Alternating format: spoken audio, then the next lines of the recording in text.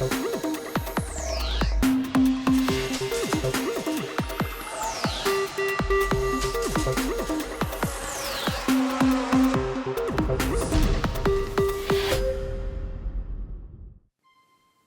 there YouTube, Mark Vergier here with another video, and yes, it has been done again. Longboards Post 1975 again asked a wonderful question, and this time it's all about cartridges. Which cartridge format or form factor do you like the best? Which do you like the best? I'm not a big fan of the handheld cartridge form factors, basically because they're way too small and you quickly lose them. Yeah, not a big fan of those as a form factor. I mean, I love the systems and I also love the way the cartridges look, but yeah, basically the most ideal cartridge format probably ends up being the 2600. And funny enough, actually, if you look at these cards, they're basically all the same size. And yeah, this cartridge form factor is the Odyssey 2, the Philips Video Pack form factor, and that is actually the cartridge format that I'm most used to, and the way you put it in and you take it out, and the sound it makes really hits a soft spot for me, and it has a dust flap, and yeah, it's quite an amazing, as it's actually, this is the Terrahawks game. Yeah, I really am quite partial to the way these cartridges look, but they're kind of bland. They don't have any artwork. You really have to rely on the box, and actually the Odyssey 2 artwork for the American counterpart of the Video Pack is actually quite nice as well. Quite different to this. And this is actually a plus edition of the Video Pack cartridge. And yeah, so I'm just gonna go over some of the cards that I really find interesting, and then I'll show you the one that I actually prefer. This is not the one I prefer. I'll leave the end. I'll leave that to the end. But this comes very close. This is actually the first cartridge format that I was exposed to. Let me put that down. The 2600 cartridge form factor is actually the form factor that I experienced at a friend's place most of the time. This, of course, is the wonderful game of E.T. Yeah. The way it sounds, the way the pins are protected and stuff, and the way it just looks like a very nice square stackable thing. Very nice fonts usually on the back. Great game art. You actually see what game is in there. The fact that metallic gray is used on the label, I think this just looks totally awesome, especially with the wood grain of the original 2600. I'm really quite partial to the design of this. So it may be a good, no, it's not my best. It's not the best cartridge actually. Yeah, then something that is actually quite similar is actually the 7800. All the cards that I have, they just have this bland metallic label and just Atari 7800 Pro system.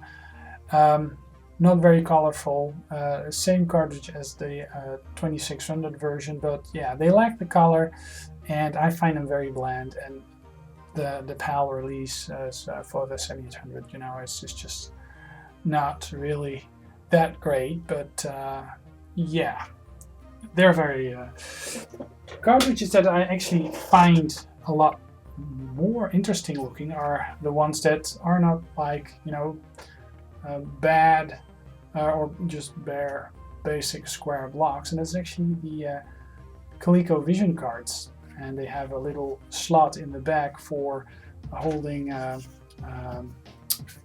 these overlays for the keys, for the keys in the gamepad. But yeah, this type of cartridge, very nice labels. Very 80s colors, and a lot of the Odyssey 2 original box art actually comes in these colors as well. But the ColecoVision, I mean, the size of the cards is actually quite identical to the 2600 Atari cards, but yeah, this actually looks very nice, and it looks very nice stacked, as you can see. So yeah, I mean, it's very attractive stacked. Atari 2600 loose cards also look very attractive stacked. 7800s are kind of bare. Well, and the Odyssey 2, you don't want to have them laying around without a box, I think. And then another bunch of cards that actually is the same size but has different board layouts. Yeah, I'm not sure what is up with the Famicom cards. I mean, these colors, they're just way off, I think. They look kind of cheap, and I think this is really cheap because this may actually be a Chinese pirate card, but yeah, you get the feel. I mean, they're a lot smaller and top loading, which makes it very interesting. The fact that the label is on crooked, but I mean, and stacked, they kind of look cool. Loose cards, but yeah, not my favorite, but they are kind of cool looking. Yeah, this is just huge. My head disappears behind it, but yeah, this is just huge. Neo Geo AES cartridges, Neo Geo. Yeah, I just love the way it looks, and it really looks like a VCR box. Vinyl VCR box, and it comes with a great huge cart, and the manual comes in this nice wrapped thingy bag. But yeah, this, I mean, they're quite prone to breaking and tearing a little, but yeah, they look great, and they actually give a very nice VCR type feel.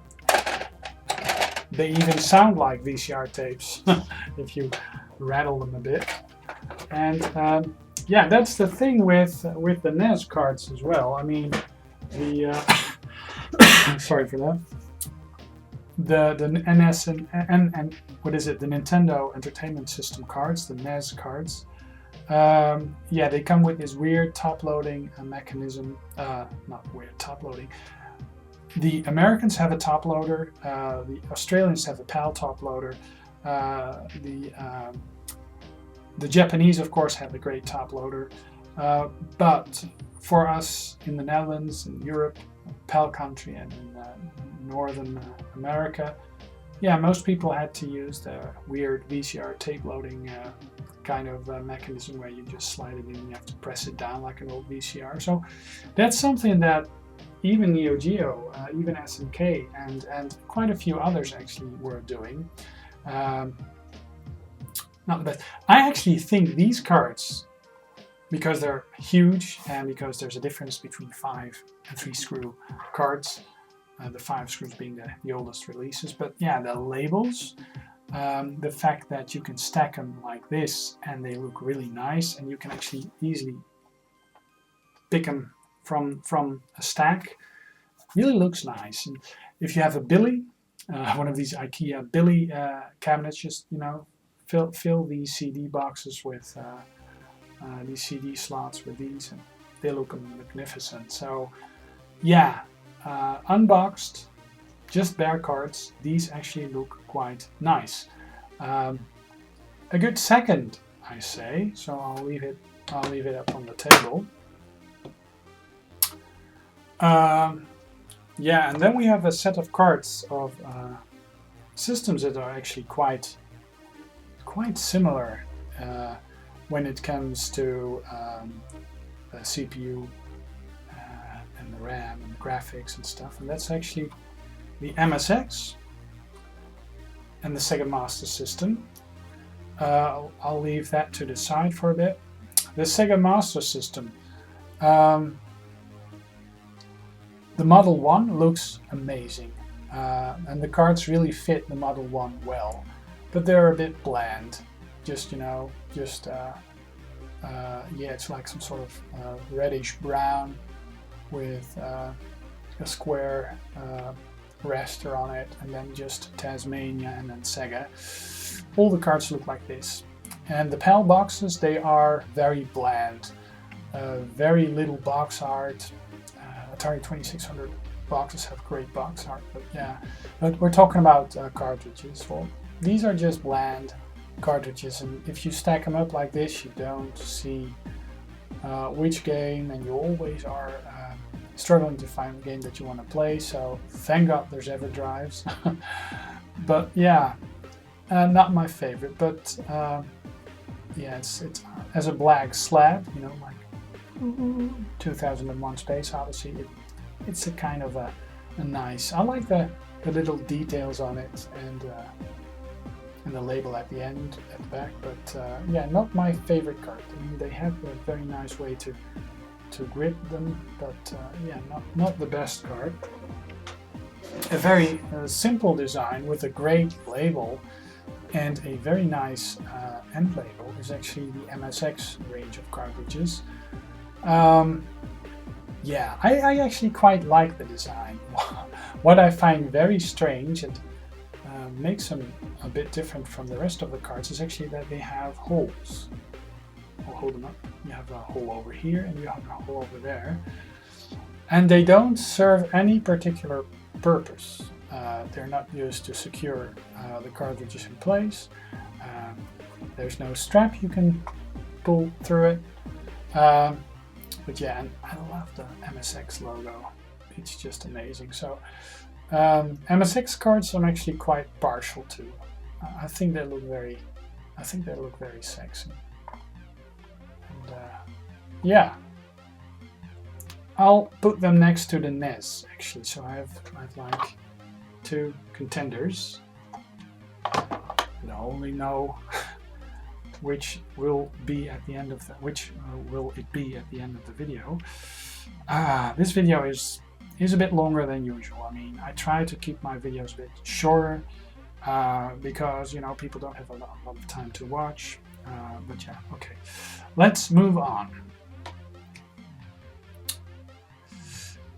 I mean, the Commodore 64 is my favorite retro system.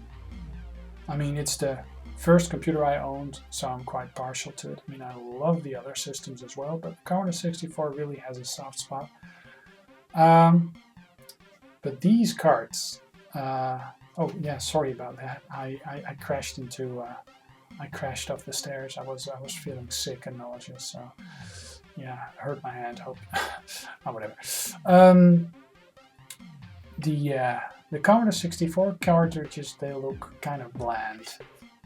And they just have, I mean, I like the logo, but yeah, they're okay.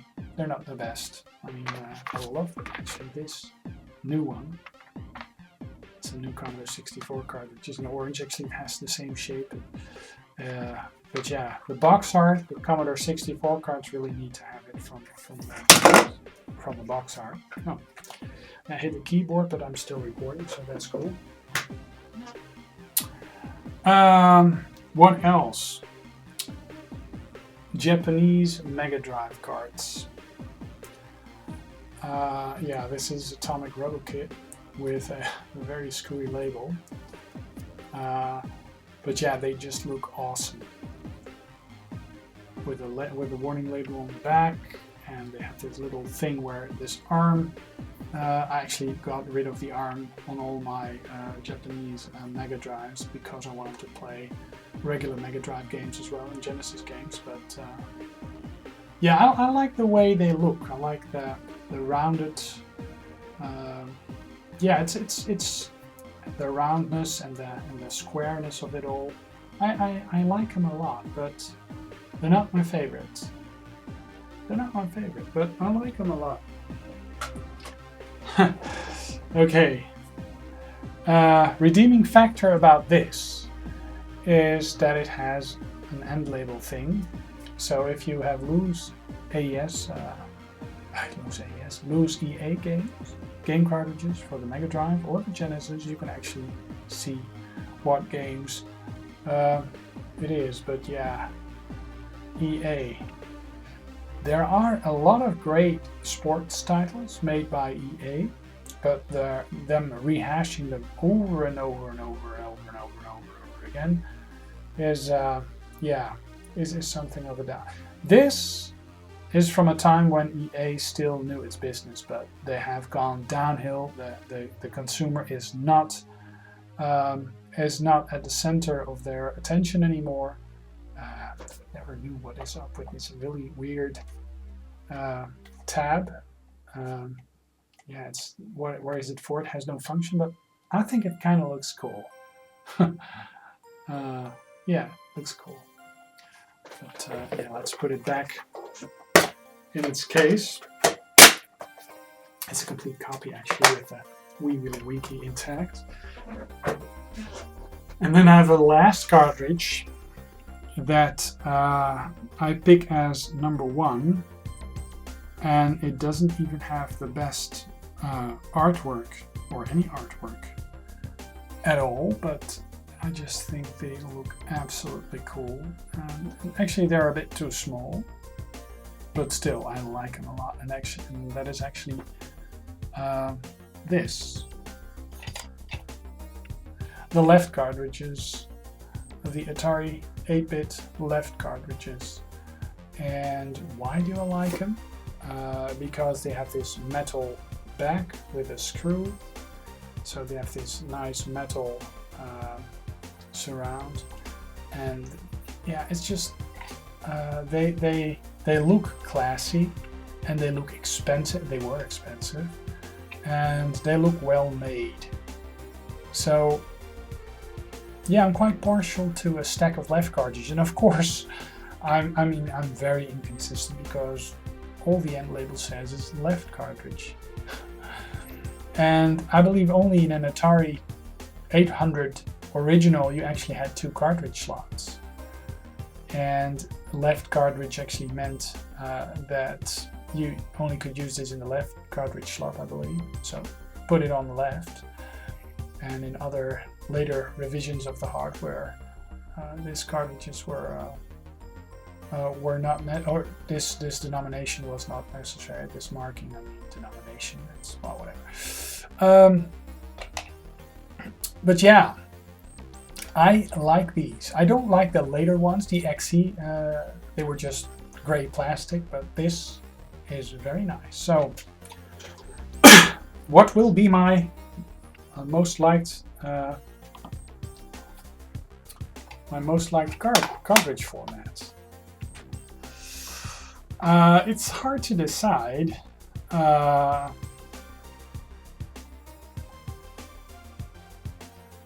think I go for the left cartridge, or will I go for the NES? A top loader is very nice to use. But it doesn't. The NES doesn't feel right when you just that mechanism. And if you replace the 72 pin in your connector in your console, then actually some people say it's best not to just slide it in, but not press down on it, so you don't bend the pins. And that's actually a way to save the wear and tear on the 72 pin connector. But on these, I definitely like the shape.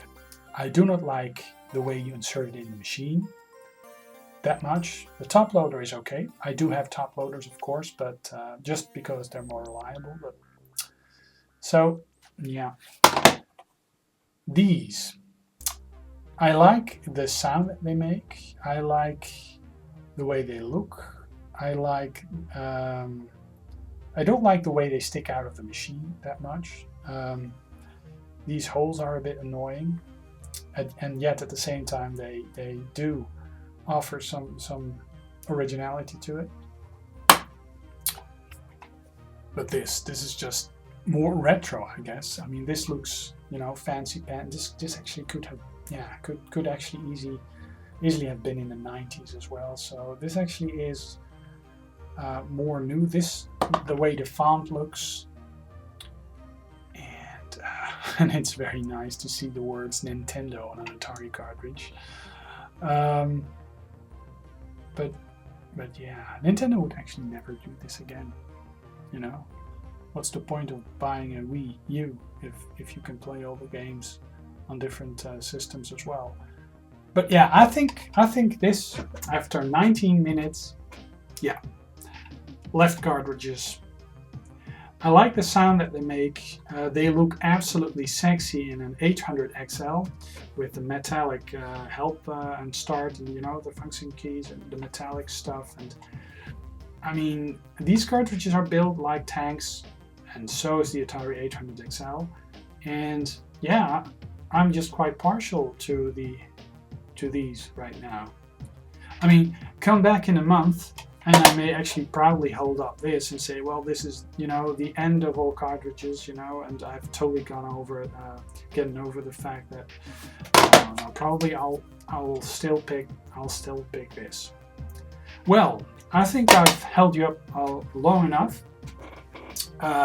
Please go check out Lawnmowers Post 1975's video if you are inclined to do so. This completes my response, and I'm very curious after your favorite cartridge format, and what makes the difference for you. And for me, it has to do with the conjunction of the system, the way it looks, and the materials used, and the feel. Yeah, life's getting old. Hey.